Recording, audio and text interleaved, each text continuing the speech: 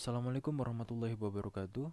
Perkenalkan, saya Rayendra Vida Basya Syarizal, program studi Geofisika 2020. Kali ini saya akan berbicara mengenai eksplorasi minyak dan gas bumi dengan menggunakan metode gravitasi.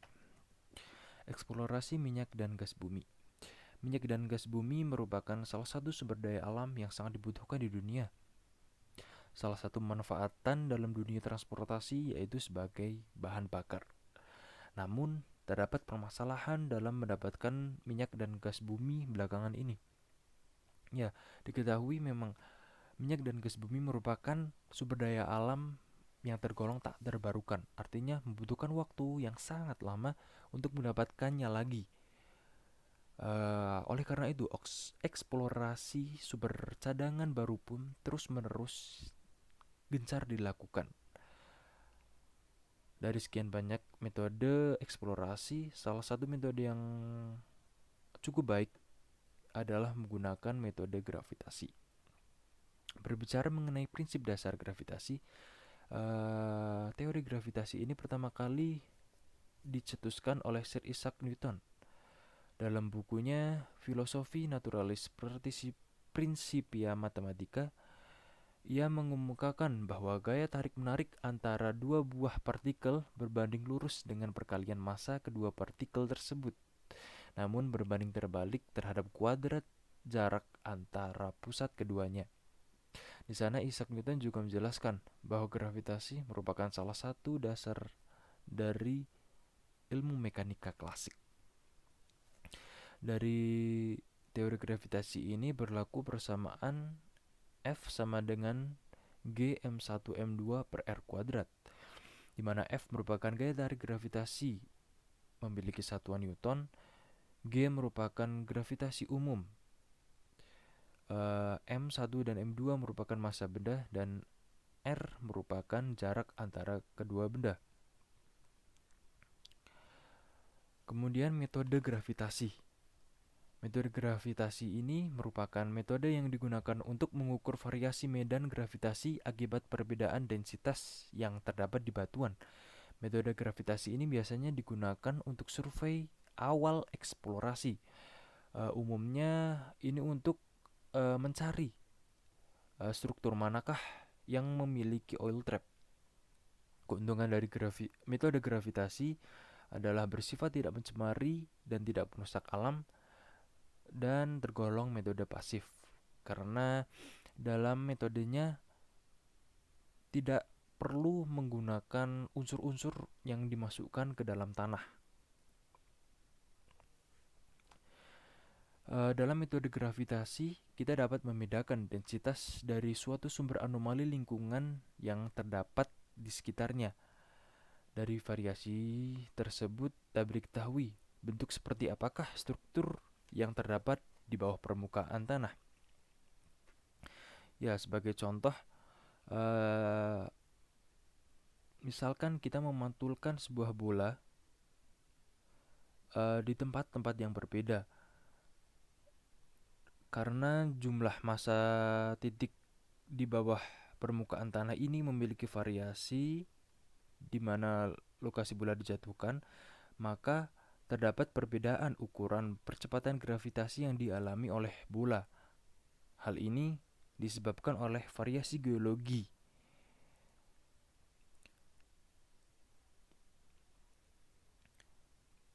Ya, dari pemantulan bola ini kita dapat mendapatkan data observasi yang seperti ini. Ya, dalam metode gravitasi ini terdapat suatu anomali apabila data yang kita dapat itu menjulang seperti ini, menjulang ke atas, maka dapat disimpulkan bahwa di daerah yang terdapat di bawah permukaan tanah ini memiliki rho yang lebih besar daripada rho di sekitar tanah ini. Ya, anomali itu merupakan anomali medan gravitasi di mana perbedaan kerapatan massa yang terdapat di batuan di bawah permukaan ini berakibat terjadinya perbedaan nilai medan gravitasi antara suatu titik terhadap titik lain. Singkatnya, data anomali gravitasi ini merupakan selisih antara medan gravitasi secara teoritis dengan medan gravitasi yang diobservasi. Faktor-faktor anomali ini adalah lintang bujur, lalu ada posisi lintang, posisi bujur, dan posisi ketinggian. Pada anomali ini berlaku rumus sebagai berikut.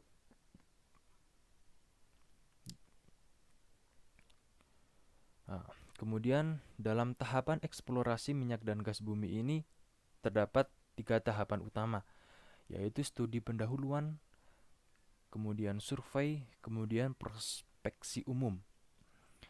Di studi pendahuluan ini, studi pendahuluan merupakan kegiatan yang berkaitan dengan studi literatur dari hasil penelitian yang pernah dilakukan di daerah yang akan diselidiki.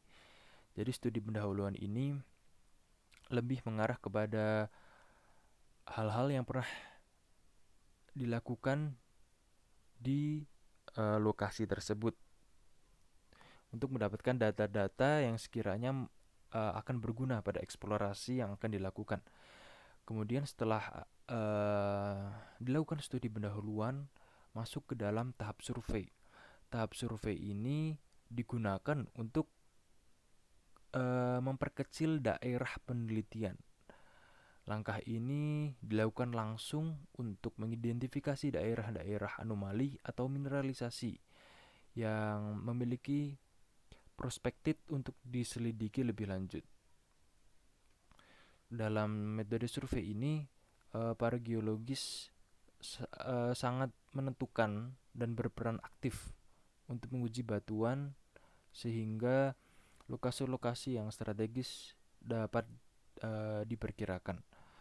Kemudian setelah metode survei dan masuk ke prospeksi umum, setelah daerah telah dipetakan dan menjadi lebih kecil, maka metode gravitasi dapat dilakukan dengan lebih pasti dan lokasi reservoir minyak dan bisa diperkirakan lebih akurat. Nah, alat untuk mengukur gravitasi di suatu wilayah ini menggunakan gravimeter.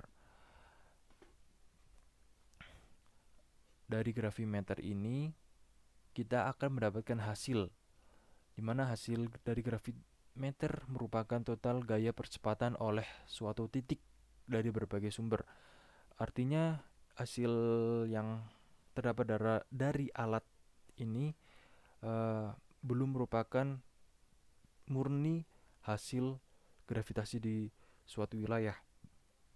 Namun terdapat penambahan data dari sumber-sumber seperti posisi bumi dalam pergerakan tata surya, lalu ada perbedaan lintang di permukaan bumi, perbedaan ketinggian di permukaan bumi, efek topografi, dan juga perubahan rapat massa di tempat tersebut. Nah, apabila data yang telah diperoleh dari gravimeter ini diperoleh, maka dalam eksplorasi tersebut data harus dikoreksi. Koreksi tersebut bertujuan untuk menghilangkan angka-angka yang merupakan penambahan dari sumber-sumber ini.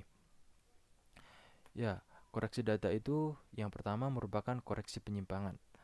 Koreksi ini merupakan instrumental yang didasarkan pada pengulangan pembacaan di stasiun pangkalan pada waktu yang tercatat sepanjang hari.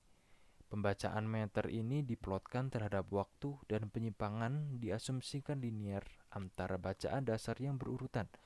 Koreksi penyimpangan pada waktu T adalah D yang dikurangi dari nilai observasi. Kemudian yang kedua adalah koreksi garis lintang. Koreksi garis lintang ini terjadi karena bentuk bumi bukanlah suatu bulat yang pepat, namun merupakan sebuah oblet spheroid atau kutub pipih elipsoid yang perbedaannya dalam ekuator dan radius kutub sekitar 21 km, sehingga berakibat pada titik di dekat ekuator lebih jauh dari pusat massa bumi dibandingkan yang ada di daerah kutub.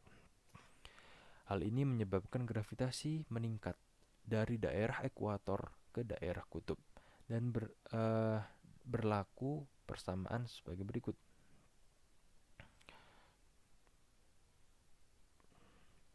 Kemudian yang ketiga merupakan koreksi surut.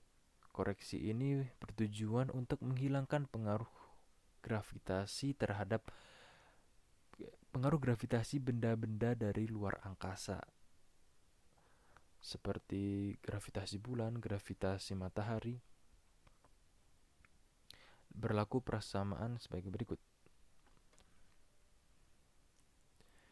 Kemudian yang keempat merupakan koreksi apung.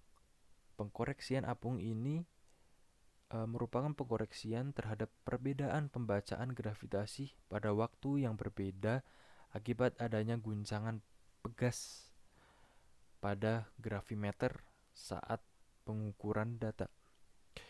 Kemudian yang kelima merupakan koreksi udara bebas. Koreksi udara bebas ini untuk mengkompensasi ketinggian antara titik pengamatan dan datum. Kemudian yang terakhir merupakan koreksi medan. Koreksi ini bertujuan untuk mengkoreksi akibat ketidakteraturan dari topografi di tempat pengukuran. Ya, setelah pengkoreksian data ini dilakukan, maka nilai dari gravitasi di daerah tersebut didapat dan dapat dilakukan interpretasi apakah di daerah tersebut akan berpotensi memiliki cadangan minyak dan gas bumi atau tidak. Ya, mungkin begitu saja penjelasan dari saya mengenai eksplorasi minyak dan gas bumi dengan menggunakan metode gravitasi. Terima kasih.